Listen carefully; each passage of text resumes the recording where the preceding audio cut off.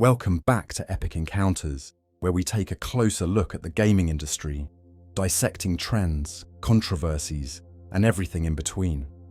Today, we're diving deep into a topic that's been on the minds of many longtime gamers: the pussification of video games. What exactly happened to our beloved industry?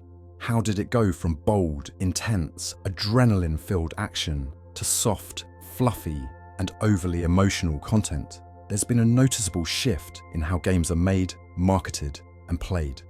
It feels like the industry is pulling away from the gritty, high-stakes games of yesteryear in favor of inclusivity, emotional narratives, and let's be honest, watered-down experiences. In today's video, we'll break down the pussification of video games, looking at the trend's origins, key examples, and why this shift is alienating a huge portion of the gaming community. Oh, everything smells amazing, Kev.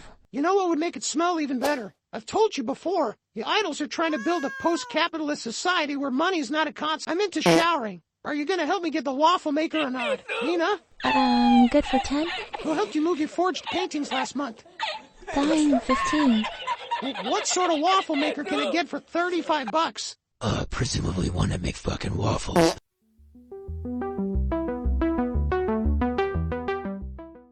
Let's travel back in time to the early 2000s, a period many of us remember fondly as the golden age of gaming.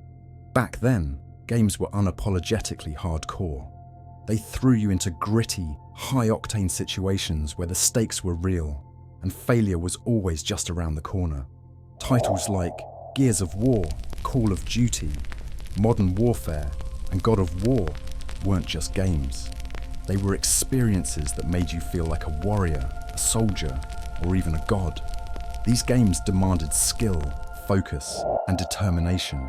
They put players in intense scenarios where your actions determined the fate of the world, or at least your in-game squad. Sure, they were violent and sometimes bloody, but that was part of the appeal. It wasn't about the violence for violence's sake. It was about the challenge, about testing your mettle against the game and emerging victorious. Fast forward to 2024, and we're being inundated with games that are about empathy, inclusivity, and emotional healing. Now, I'm not saying that games shouldn't have emotional depth, but when every game on the front page of Xbox Game Pass feels like a therapy session, something's gone terribly wrong. Where's the challenge? Where's the power fantasy that made so many of us fall in love with gaming in the first place? Games like Creatures of Eva and Chaya showcase this new trend perfectly. Creatures of Eva, for example, is a game where you play as a creature tamer who solves problems with the power of empathy. Yes, you heard that right. Empathy. Not strategy, not skill, not quick reflexes. Empathy.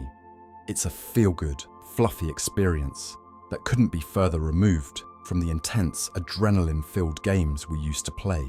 Meanwhile, Chia is an open-world adventure where you can take control of animals, play a ukulele, and explore your feelings. I'm all for diversity in gameplay mechanics, but when this is the kind of content being pushed to the forefront of the industry, you have to wonder who these games are really for. Back in the day, video games were unapologetically masculine. They celebrated strength, courage, and the kind of bravery that didn't involve talking about your feelings for hours on end. Heroes like Master Chief from Halo, Marcus Phoenix from Gears of War, and Kratos from God of War weren't just characters. They were icons of power, determination, and resilience. These were the kinds of characters that made you feel like you could take on anything. Today's gaming landscape is a far cry from that era. Characters are now softer, more vulnerable, and often overly emotional. Developers seem to be more interested in telling stories about feelings and personal struggles than about strength and power. It's as if the industry has decided that masculinity is a bad thing, something to be avoided or downplayed at all costs. Let's take Flintlock: Siege of Dawn as an example. The protagonist is a black lesbian woman with a magical fox companion, and the game is about her quest for vengeance. While diversity is great, it's hard to ignore the fact that her identity seems to be more important than the story or the gameplay. It's as if developers are more concerned with checking off diversity boxes than with creating compelling characters or engaging gameplay. Compare that to the badass female characters of the 2000s, like Lara Croft from Tomb Raider. Lara didn't need to stand on a soapbox and proclaim her identity. She let her actions do the talking. She was tough, skilled, and capable, and we loved her for it. Today's protagonists, on the other hand, seem to be more about promoting social agendas than about being strong, compelling characters. Another significant shift we've seen in recent years is the watering down of difficulty in modern games. Back in the day, games were hard, and that was part of the fun. You had to work for your victories, learn from your mistakes, and constantly improve your skills. Games like Dark Souls, Ninja Gaiden, and Doom didn't hold your hand. They threw you into the deep end and dared you to swim. Today, however, it feels like every game is designed to be accessible to everyone, regardless of skill level. While inclusivity in gaming is important, it shouldn't come at the cost of challenge. When games become too easy, they lose their edge, their tension, and their ability to provide a satisfying experience. Take Star Wars: Jedi Fallen Order as an example. The game was heavily praised for its accessibility options, allowing players to adjust the difficulty to suit their preferences. While this is great for gamers who may struggle with traditional mechanics, it also means that the game lacks the punishing difficulty that made older titles so rewarding. And it's not just about difficulty. Modern games are also obsessed with safe spaces and trigger warnings.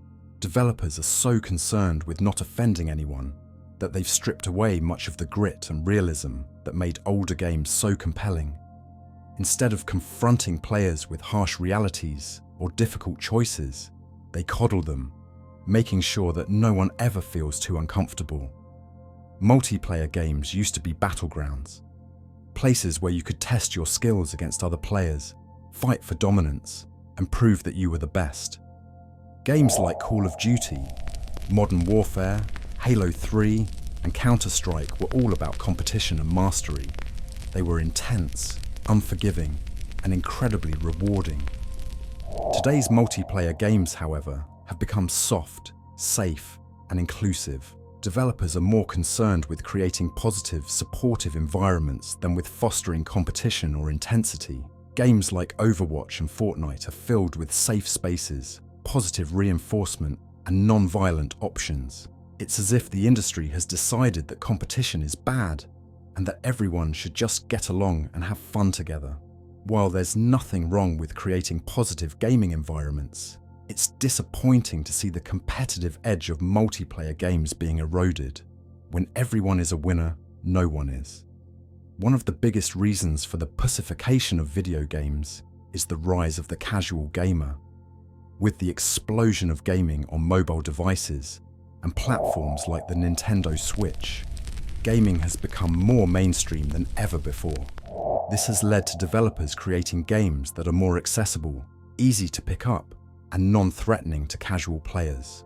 While this has undoubtedly expanded the reach of gaming, it has also diluted the core gaming experience. Games that once required skill, strategy, and dedication have been replaced with games that can be enjoyed by anyone, regardless of their level of commitment or ability.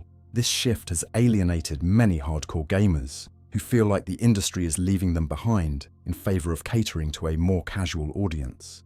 The rise of microtransactions, loot boxes, and cosmetic skins has also contributed to this shift, as developers focus more on monetizing casual players than on creating deep, engaging experiences for their core audience. So, what can be done to reverse the softening of video games? How can we bring back the grit, the intensity, and the power that made gaming so great in the first place? Well, it's going to take a massive shift in both the way games are developed and the expectations of gamers themselves. Let's break down a few key ways we can turn this around. First, developers need to stop pandering. Plain and simple. There's no shame in creating games that challenge players, force them to adapt, and push them out of their comfort zones. Some of the greatest games in history are known for their difficulty or complex mechanics, and they're celebrated precisely because they don't handhold players. Think Dark Souls or Sekiro. Shadows Die Twice. These games gained loyal followings, not because they were easy, but because they presented a real challenge and respected the player's intelligence. Second, game narratives need to focus more on storytelling and less on preaching. We get it. Developers want to push their political or social messages, but there's a huge difference between embedding those themes organically into the story versus clobbering the player over the head with them. Games like BioShock and Spec Ops, The Line are great examples of games that explore deeper themes without sacrificing the player experience. They trust the audience to pick up on subtle cues rather than turning the game into a lecture. And it's not just about narrative. Character design is another area where we've seen a huge dip in quality in recent years. Let's bring back strong, well-designed characters that feel authentic, not ones that are created to meet a social quota. Players can tell when characters have depth and when they're just there for show. Another factor that's holding back the gaming industry is the increasing censorship, especially when it comes to content that's deemed offensive. Games are supposed to be a form of escapism, not something that's constantly under scrutiny for whether it aligns with current social trends. We've seen it time and time again. Developers self-censor or change content after online backlash or pressure from vocal minority groups. This kind of behavior stifles creativity. Developers should feel free to explore controversial themes and ideas without fear of being cancelled because someone, somewhere, was offended. This doesn't mean that games should deliberately be offensive, but there's a balance that needs to be struck between creative freedom and respecting the audience's intelligence. A lot of the backlash we've seen from the gaming community stems from this censorship and handholding. When developers pander, when they censor, and when they force messaging into their games, they alienate the core audience. They lose the players who want something more, something raw, gritty, and immersive. Let's talk about difficulty and the removal of challenge from many modern games. Back in the day, you couldn't just breeze through a game on your first attempt. It took time, effort, and persistence to beat a tough boss or unlock a hidden area. Nowadays, it feels like every game is designed to be accessible to everyone, which often means removing the challenge that made gaming so rewarding. To reverse the softening of games, we need to see a return to hardcore gaming experiences. Developers need to stop being afraid of turning players off with difficulty. Yes, it's important to have options for accessibility, but there's no reason why challenging modes and complex mechanics can't coexist with easier modes for casual players. The success of titles like Cuphead and Hades prove that there is still a huge demand for games that don't spoon-feed the player. Part of this shift means rethinking how games are structured. Gone are the days when games relied on skill and perseverance. Too many modern titles are about grinding, microtransactions, or simply wasting time. Instead of rewarding effort, they reward patience, waiting for the next loot box to drop, or grinding for that next level up. This has to change. Games need to reward skill, not how much time you're willing to sink into them. So, what do you think? Has the gaming industry become too soft? Are developers too focused on messaging at the expense of gameplay? Or am I being too harsh? Let me know what you think in the comments below. I'd love to hear your take on the state of gaming and whether you agree or disagree with my assessment. If you enjoyed this deep dive, don't forget to like, share, and subscribe for more hard-hitting gaming news. And as always, keep exploring, keep gaming, and stay epic. What sort of waffle maker can I get for $35? Presumably one that make fucking waffles.